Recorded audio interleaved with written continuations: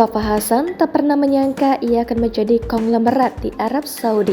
Niatnya ke Arab Saudi waktu itu hanyalah untuk bekerja menjadi seorang TKW. Tapi siapa sangka nasib berkata lain. Ia dilamar seorang pria kaya di Arab Saudi. Kini ia pun kecipratan kekayaan dari sang suami. Nasib orang tidak ada yang tahu, pepatah itu sepertinya layak disematkan kepada Fafa Hassan TKW asal Indonesia yang hidupnya berubah setelah menikah dengan majikan kaya di Arab Saudi. Fafa Hassan sama sekali tidak menyangka dirinya akan dipinang oleh majikannya tersebut, rumah tangga keduanya bahkan dikaruniai seorang putra. Fafa sendiri merupakan TKW Indonesia asal Madura yang berasal dari keluarga sederhana. Bahkan karena ekonomi, keluarga dirinya tidak bisa menamatkan sekolah dasar. Kendati demikian, keberuntungan menyelimuti kehidupan Fafa Hassan setelah bertemu dengan majikannya. Fafa mulai bekerja menjadi TKW sejak 2004 selama 2 tahun.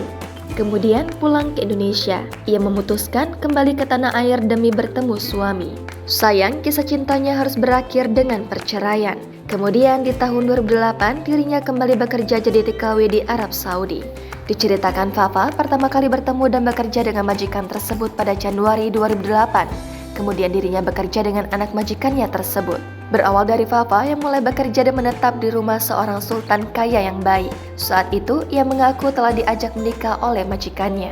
Tapi Fafa selalu menolak karena masih trauma dengan suami sebelumnya. Lantaran dilamar sekian kali dan ditolak, akhirnya Fafa memberikan 2 pilihan, antara dipulangkan atau ganti majikan. Alhasil ia dikembalikan ke Indonesia. Tak disangka sang majikan menyusulnya ke Madura hingga menikah di sana. Hingga kini, Fafa mengaku kerap merindukan sosok suaminya yang perhatian dan selalu memuliakan dirinya. Untuk diketahui, baba suaminya sudah meninggal dunia. Namun diceritakan Fafa dirinya dinikahi oleh majikannya tersebut. Tidak langsung menikah secara resmi, namun dinikahkan secara agama saja. Setelah menjalani kehidupan rumah tangga kurang lebih 3 hingga 4 tahun baru kemudian majikannya, yang juga suaminya tersebut meresmikan pernikahan mereka.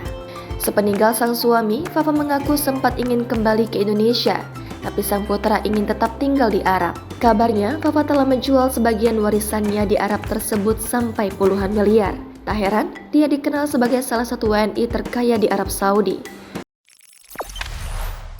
Jangan lupa subscribe, share, komen, dan like ya!